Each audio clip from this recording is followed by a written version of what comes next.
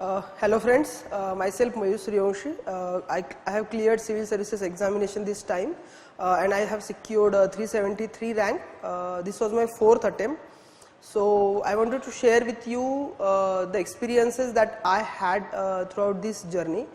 In first 2 attempts I could not clear the prelims. In third attempt I could reach to the interview but could not make into the final list, and this year I secured 373 rank.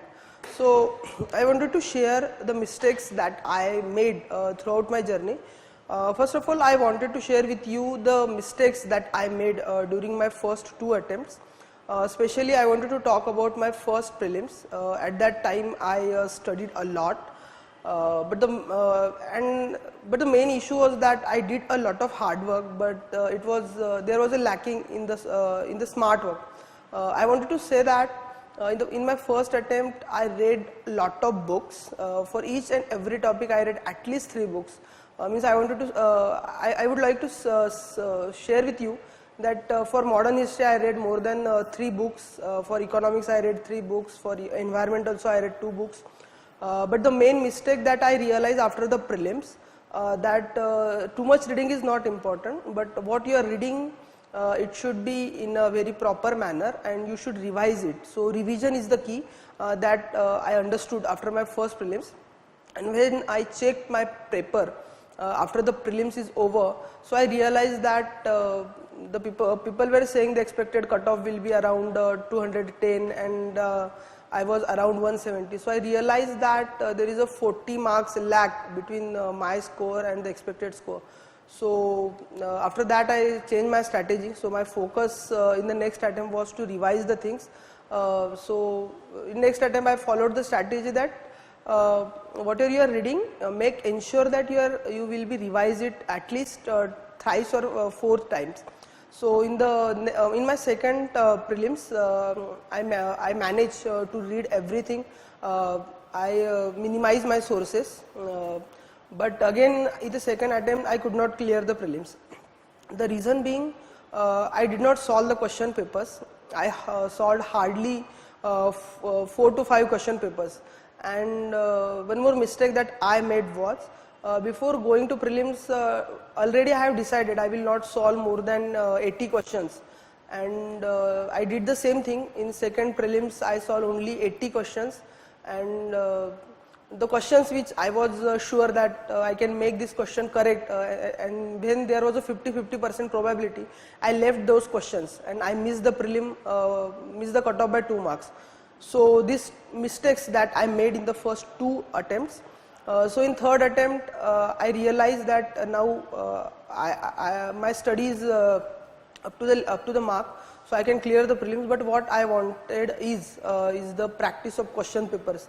So in my third attempt I solved nearly 75 to 80 question papers, and that's the reason in third attempt I cleared the prelim with very comfortable margin.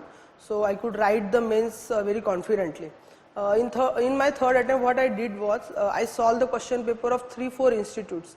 The main benefit of this is that when you solve the question paper of only one institute, you will be able to judge how the questions are framed and what could be the probable answer, So that's the reason I will suggest you to solve at least 3 to 4 institutes question paper. So you can make the barrier and you will see every question with a fresh perspective. So this was the suggestion that I have for you. Solve the maximum question paper in the prelims of the different institute. And one more thing I wanted to share with you in the prelims is that the prelims is not only about the knowledge, it's about the strategy and it's about the confidence also. Because many of the questions in the prelims you can easily solve with the elimination round. So you will be able to eliminate the options when you have when you practiced a lot of question and lot of question papers. So for the prelims, what I think is that the key is minimize your sources, maximum times revision of these sources, and solve as many as question paper as you can, and be confident during the prelims. In the third attempt I wrote mains for the first time. I cleared the mains. I also gave an interview, but could not make into the final list. The main reason was I had only 80 marks in my essay. So it was essay paper because of which I could not make into the final list. So after the result, I discussed with my teachers, I discussed with my friends who already had a good mark in the last year essay paper. So I realized that I need a reorientation in the way of answer writing. Here I wanted to share with you some things that I changed in my third and fourth attempt, particularly in the essay paper. What mistakes I made in the third attempt's essay paper was, I just started to write an essay, but the essay, there was a totally lacking of flow. So there was no flow in the essay. It was like something is coming in my mind and I am just jolting down the points. So in fourth attempt, when I started to write the essay, I checked this essay paper or essays from my friends. So they suggested me that the problem with your essays is not that your content is lacking. The issue is that your essay lacks a flow. So I wrote many essays, nearly 20 to 25 essays in this attempt, in fourth attempt. And that's the reason I could increase nearly 52 marks in my essay, and this year I secured 133 marks. Though my essay marks this year are not, it's not a very great score because many people got nearly 140 or 140 plus. But what I can say is that at least you should get an average score in each paper. So for essay, the content is not the issue, the flow is the main issue.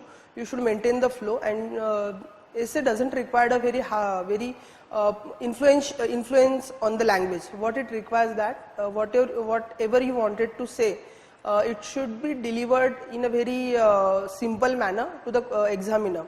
So if you are taking this care into the essay paper and practice a lot of essay, get it checked through your friends. So I think that if you are doing this, you will get at least average or a decent marks into the essay paper. Also, I wanted to share my strategy with third attempt and fourth attempts in GS paper. In third attempt, I have a very average score in the GS and below average in paper 2, that is polity paper, and paper 3, that is economics paper. So after the result has come out, I analyzed what mistakes I made. So I understood that in paper 2 and paper 3, I had content, but the structure of the answer writing was missing. So in fourth attempt, I made a group of 2 people, and we used to write at least 7 to 8 questions daily after the prelims, and we get it checked alternatively.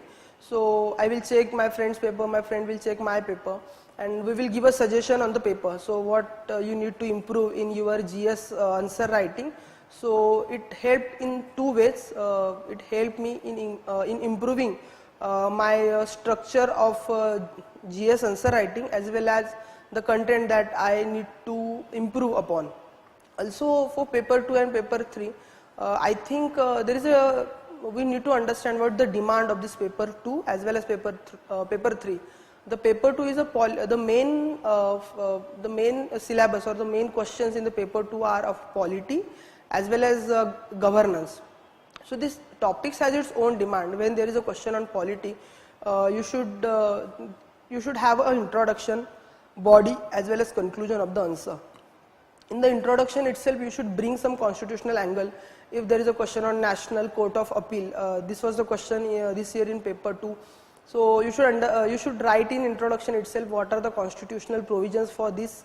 Then you should write according to the question, and in conclusion you should have a very futuristic conclusion. So in paper 2, what I realize is that for each and every question, it does have some constitutional angle, some legal angle, some angle from the perspective of judiciary. So you need to write everything. If you are writing that, it will make your answer a multidisciplinary and a very innovative one. Say for example, if there is a question on governance, this time there was a question on poverty. So it would be appropriate if you are writing what does mean poverty to you. After that, what is the situation, what is the statistic of poverty in India, what are the government schemes, and what is the way forward. One thing I wanted to suggest here that while you are writing the GS papers and while writing the conclusion, it must be futuristic. It should not look like a negative conclusion. It should give some way forward what can be done in the future. In the introduction and in the conclusion part, you will have a lot of scope for your innovation and bring into ideas that you have in your mind. So if you are implementing these ideas in introduction and conclusion and writing your main body part of the answer into the points or in such a way that it should be a very structured one, so it will definitely enhance your marks. I had 83 marks last year in paper 2, GS paper 2, while this year I got 118 marks. So this is the strategy that you need to follow. Also I wanted to say that regarding this paper 2 and GS paper 2 and GS paper 3, you should first read the syllabus, read it again and again, and make sure that each word that is mentioned in the syllabus, about that word you should have information, at least 10 to 15 pages information. Say for example, in paper 2 we have a governance topic, and there is a one topic that is self-help group or NGO. So while you are preparing for this topic, you should first understand what is the definition. So you should read its definition, it should be in your mind. Also at least 10-15 marks information about the 10-15 lines information. It should include the current affairs, what are the challenges, what are the good works that has been done by these NGOs and self-help group, what are the recent controversies, what are the government steps that government is taking for these NGOs and self-help group, and what can be the way forward. If you are writing the question in such a way, it will be a more structured one. The same things applies to the paper 3. Last year I got 86 marks in paper 3, this year I got 125 marks in GS paper 3. So what I changed this time was that last time for every question I wrote an analysis, but each answer there was a lack of data. Paper 3 is economics paper, so in that paper there is a need of data. For example, this time GS3 there was the very first question, what are the growth potentials of India? So everybody knows what are the growth potential of India, that India does have a demographic dividend, India does have a resources. So it's not appropriate that you should write only what is the demographic dividend. So you should write that this and this percentage of the young people below the age of 35 years. If you are writing resources, and then mention one or two that India is a 5th largest country in these resources, India is a 4th largest producer. So it will give the more strength to what you are writing. So it will look more appropriate. So this is the strategy in the paper 3. Also in paper 3, you should incorporate the data that is given in the economic survey. Maybe many institutes have its own gist of India yearbook, so you can incorporate the data of India yearbook also. And also I will suggest regarding the Yojana can be a helpful one in the paper 3, but I will suggest what strategy I followed. I used to read Yojana only in 2 to 3 hours. My strategy was to read the first editorial desk of Yojana, read only 1 or 2 articles from this Yojana and collect the data. So the main feature of Yojana is that it followed certain theme. So editorial desk gives the information about whatever mentioned or whatever has been written in the entire Yojana, and if you are writing 1 and 2 articles, you will get entire idea what has included in that topic. So I think this is the very simple way to read the Yojana. By this way you can finish your Yojana magazine hardly in 3 to 4 hours. And Yojana is helpful in essay as well as in paper 3. Also it's many of the article helpful in the paper 1 also, that is geography topics or some of the topics of history. So this is the strategy that I followed to improve my marks in paper 2 and 3. I wanted to share something regarding paper 1, that is GS paper 1. GS paper 1 has some main topics like modern Indian history, post-modern India, also Indian society and geography. Paper 1 can be a scoring one, provided that we are reading each and every topic in detail. Say for example, and making the answers some innovative one. For example, there is a question in history. So while you are writing your history, so while writing history paper, your answer should not look like a bookish one. Though history is a very static subject, but you can make your answer very innovative by making a link. If there is a question on moderates, so you can quote any scholar. I read one quote in Bipin Chandra's book that in the moderates chapter that Gopal Krishna Gokhale said that the new generation is demanding the more active politics is not the failure of moderate, but it's the success of moderates. So such a word or such a statement can make your answer very effective, and if you are putting such a such a statement in the introduction part or conclusion part, so it will fetch you more marks. So this can be the way to enhance your marks in the history. At the same time, in the society, it's a easy topic. What we can do is that for each topic we can have some ready data, because if the UPSC has mentioned in the syllabus the globalization, so while reading the topic globalization, you should read at least last 10 years paper what has been asked in the globalization topic. You will understand that the questions are almost same. Maybe this year UPSC will ask on the effect of globalization on the rural people.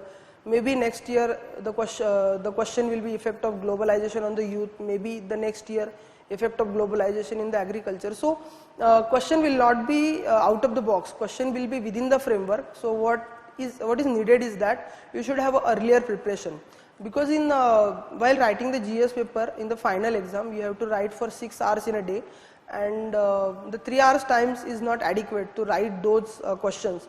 But you will get a time only when you have practiced a lot. So also I wanted to share with you one strategy regarding the mains answer writing. Have a peer group where you can write at least 6-7 questions into the peer group, and you will get it checked from the others. So it has a two-way benefit. The one benefit is that it will enhance your speed for writing the answers, for how to write in a speedy manner and how to manage a time into the final exam. Secondly, you will get one fresh perspective. Maybe if you are writing any polity question from one perspective, maybe the person who is checking your paper, he or she may get a new perspective. So it will enhance your spectrum of writing the GS answers. So this is the very beneficial exercise that you can do after the prelims, and I will suggest you that friends, please don't neglect the answer writing part. It's very important, and if you are writing the answers, you will finish the paper and and you will get a good marks. So that's all about this GS. And also regarding again I wanted to share something regarding this essay paper, because in third attempt essay was the thing that made trouble for me, because 80 marks was very low score that I could not make. Friends, essay is one such a paper in entire of your UPSC syllabus that with the minimum effort you will get a maximum marks. What needed is that a practice of essay. Write 20-25 essays, get it checked from your teachers, from your friends. If you are doing that, you will get at least average marks in essay. So this way you can be in the list. So that is the that what I can say about this essay paper. My optional was political science. I secured 308 marks in political science. So I want to share some basic things in political science answer writing. Political science is one such a subject where the completion of the syllabus is not only the important thing. The issue is that your answer should be very, it should like a very comparative way. It should be in interdisciplinary way. For example, if you are writing any political science paper, the political science is one such a subject where there is a need to write the thinkers, to quote different scholars. So if you are doing that, you can secure a good mark in political science also. Lastly, I wanted to share something with you regarding the notes making. Friends, notes making I think is very important exercise. Notes making can help you to improve your answer writing skills. At the same time, very speedy revision. For example, you will have a very less time during the last month of the before 1 month before the mains paper. So during that time, it's not possible to read entire syllabus what you have read during your journey. So if you have a bullet points, if you have a data, if you have a flow chart, so you can easily revise your syllabus in a minimum time, and you can revise it. So that's what I wanted to share with you, and thanks friend, and all the best.